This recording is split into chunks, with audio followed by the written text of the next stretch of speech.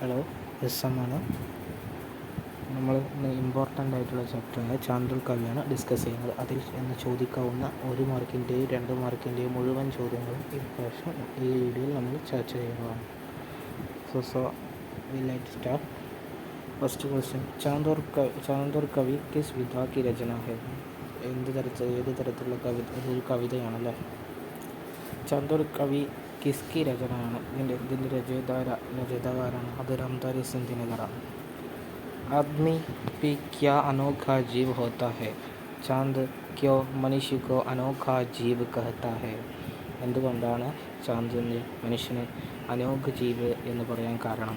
അതിന് ആൻസർ തന്നിട്ടുണ്ട്. 2 മാർക്കിന് ചോദ്യമാണ്, ഇമ്പോർട്ടൻ്റ് ആണ്. മനുഷ്യ സ്വയം സമസ്യ ബൻ ലേതാ ഹെ. മനുഷ്യൻ സ്വയം അപകടങ്ങൾ ഉണ്ടാക്കുമ്പോൾ വൻ സമസ്യ മേ ഫസ്കർ വോ ബച്ചനെ രഹതാ ഹെ, ഇസ്ലിയെ ചാന്ദ് മനുഷ്യക്കോ അനോഖ ജീവ് കഹത്താ ഹെ.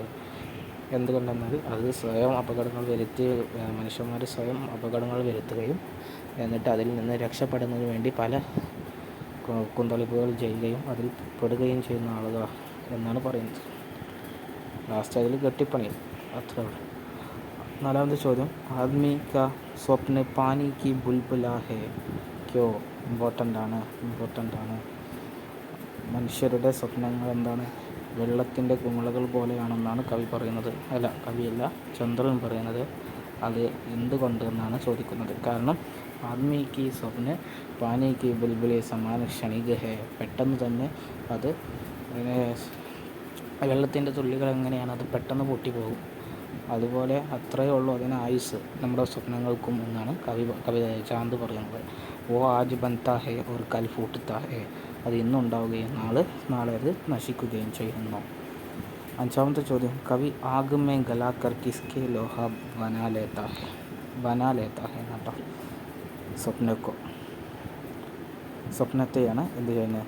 ആഗ് എങ്ങനെയാണ് തീയിലിട്ട് ഒരുക്കിയിട്ട് എന്താ ഉണ്ടാക്കുന്നത്? സ്വപ്നത്തെ പടുത്തുയർത്തുകയാണ് എന്ത് ചെയ്യുന്നത്? മനുഷ്യന്മാർ ചെയ്യുന്നത്. മനുപുത്ര കി കൽപ്പന കൈസി ഹോത്താ ഹെ.